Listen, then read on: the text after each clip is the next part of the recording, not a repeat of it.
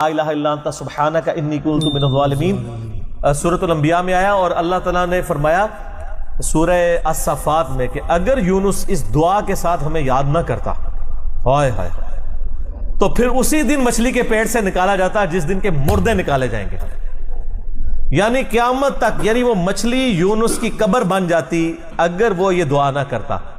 اس سے کئی رزلٹ نکلے۔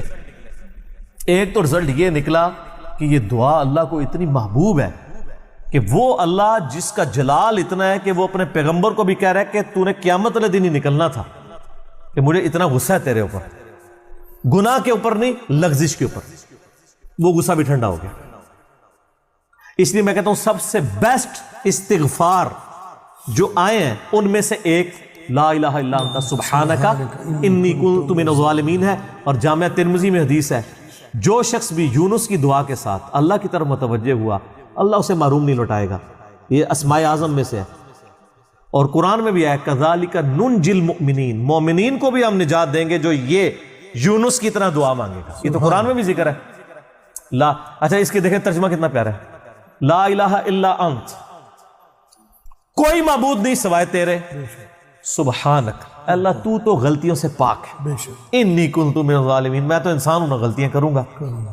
یار اس سے بہتر انداز ہو سکتا ہے کہ یا اللہ تو غلطی اس لیے نہیں کرتا کہ تو پاک ہے، تو پاک تو صرف تو ہے، مخلوق تو اس لیول پہ پاک ہو نہیں سکتی جی، اس لیے ورنہ تو ہم مخلوق کو بھی سبحان پیغمبروں کے ساتھ بھی لگا رہے ہوتے ہیں۔ انسان جتنا بھی پرفیکٹ ہو پاک نہیں ہو سکتا۔ انبیاء کو اللہ نے گناہوں سے پاک کیا ہے، لغزشیں ان سے بھی ہوئی ہیں، حضرت آدم علیہ السلام سے لغزش ہوئی ہے، نوح علیہ السلام نے کافر بیٹے کے لیے دعا کی ہے، موسیٰ علیہ السلام سے بندہ مر گیا ہے، نبی علیہ السلام کی 4 لغزشیں قرآن میں ذکر ہوئی ہیں، غزوہ احد پہ بددعا نکل گئی تھی زبان سے، تو وہ سورہ آل عمران میں آیا کہ آپ کو کوئی اختیار نہیں ہے، آپ نے بددعا دی ہے، اللہ چاہے تو ان کو ہدایت دے، اور پھر اسی خالد بن ولید کو ہدایت بھی مل گئی، اور اسی مبارک زبان سے جس سے بددعا ملی تھی سیف اللہ کا لقب بھی مل گیا۔ ٹھیک ہے، یہ سر اللہ کے اختیار ہے، پرفیکٹ صرف گاڈ ہے، اس کی کوئی مخلوق بھی پرفیکشن میں اس لیول پہ نہیں جا سکتی۔ مخلوق کی یہ اللہ کا نقص نہیں ہے بلکہ مخلوق کا نقص ہے کہ جو مخلوق ہوگا نا وہ پرفیکٹ نہیں ہو سکتا۔ جیسے خالق ہمیشہ سے ہے، مخلوق ہمیشہ سے ہو ہی نہیں سکتی۔ وہ کہتے ہیں نا اکثر لوگ سوال کرتے ہیں کہ اللہ تعالیٰ اپنے ساتھ کا ایک اور خدا پیدا کر سکتا ہے؟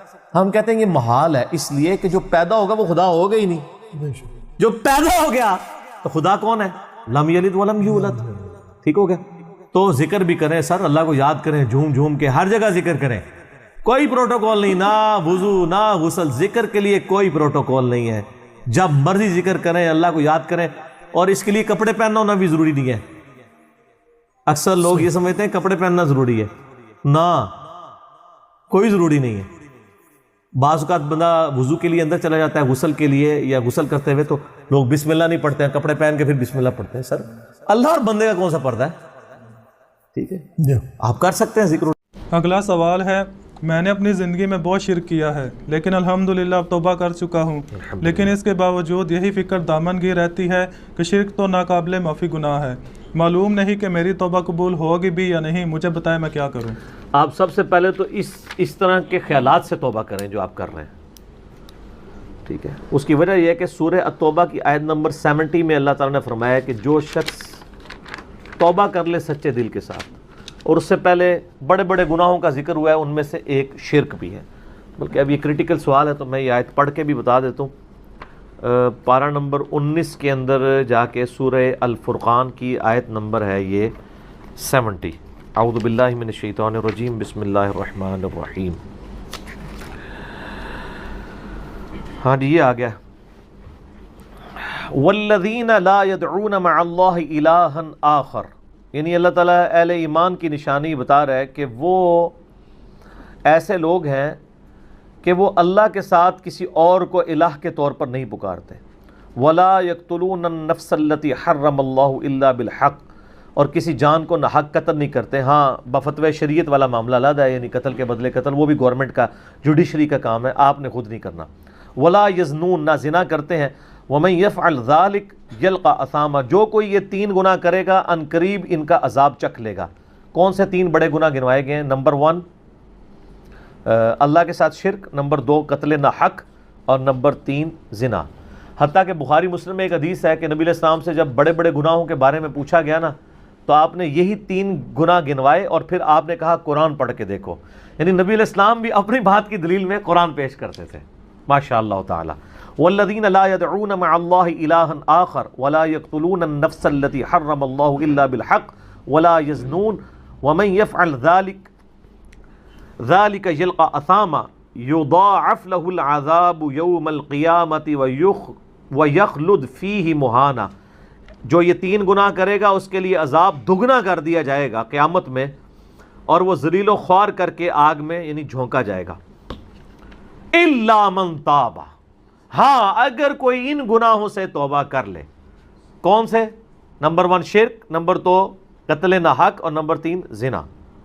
وآمن وعمل عملا صالحا، اور ایمان لے آئے، یعنی ایمان تو پہلے بھی ہوگا، نہیں صحیح والا ایمان، اور نیک عمل کرے، فاولئک یبدل اللہ سیئاتہم حسنات، تو پھر ایسے شخص کے گناہوں کو بھی اللہ تعالیٰ نیکیوں سے بدل دے گا۔ صرف معافی نہیں سر، جتنے بڑے بڑے گناہ تھے اسی لیول کی بڑی بڑی نیکیاں۔ وکان اللہ غفور الرحیم، اور اللہ تعالیٰ تو بخشنے والا مہربان ہے۔ ومن تاب وعمل صالحا، جو کوئی توبہ کرے اور نیک اعمال کرے، فإنہ یتوب الی اللہ متابا، تو اللہ تعالیٰ کہتا ہے کہ میرے ذمہ ہے اس کی توبہ کو قبول کرنا۔ یعنی اللہ تعالیٰ نے اپنے اوپر خود سے واجب کیا، حالانکہ اللہ تعالیٰ کسی چیز کا پابند نہیں ہے، کہ جو میری طرف رجوع لائے گا میں اسے ضرور معاف کروں گا۔ تو اگر کسی شخص کو اس طرح کا وہم آتا ہے نا، اور یہ وہم اس لیے بھی آ رہا ہوتا ہے، بعض اوقات لوگ یعنی اس کا ترجمہ کرتے ہوئے بالکل لفظی ترجمہ کر رہے ہوتے ہیں۔ قرآن حکیم کی آیات چونکہ پورے کانٹیکسٹ کے ساتھ ہوتی ہیں، بیک گراؤنڈ میں آیات نازل ہوئی ہوتی ہیں، لہٰذا میں جب بھی ان آیات کا ترجمہ کرتا ہوں نا، جب اسپیسیفکلی شرک کو ایڈریس کر رہا ہوتا ہوں، میرا لیکچر نمبر ہے مسئلہ نمبر 3 دعا صرف اللہ ہی سے، اور سچ پیپر بھی ہے اس کے اوپر، تو ہم یہ ترجمہ جو ہے نا یہ آیت، ان اللہ لا یغفر ان یشرک بہ، بے شک اللہ اس گناہ کو کبھی معاف نہیں کرے گا کہ کوئی شخص اللہ کے حضور قیامت والے دن اس حال میں پیش ہوا کہ اس نے دنیا میں شرک کیا ہوا، یعنی بغیر توبہ کے وہ مرا۔ وَيَغْفِرُ مَا دُونَ ذَلِكَ لِمَن يَشَاءُ، اور شرک کے علاوہ ہر گناہ معاف کر دے گا، وہ بھی اوپن لائسنس نہیں، جس کے لیے چاہے گا۔ یعنی جو شخص شرک سے توبہ کیے بغیر گیا نا، اس کی تو توبہ ہے ہی نہیں قیامت میں۔ ہاں دنیا میں کر گیا وہ معاملہ علیحدہ ہے، قیامت میں اللہ سے اس حال میں ملا کہ اس نے دنیا میں شرک کیا ہوا اور توبہ نہیں کی ہے، تو اللہ تعالیٰ اس کا گناہ معاف نہیں کرے گا۔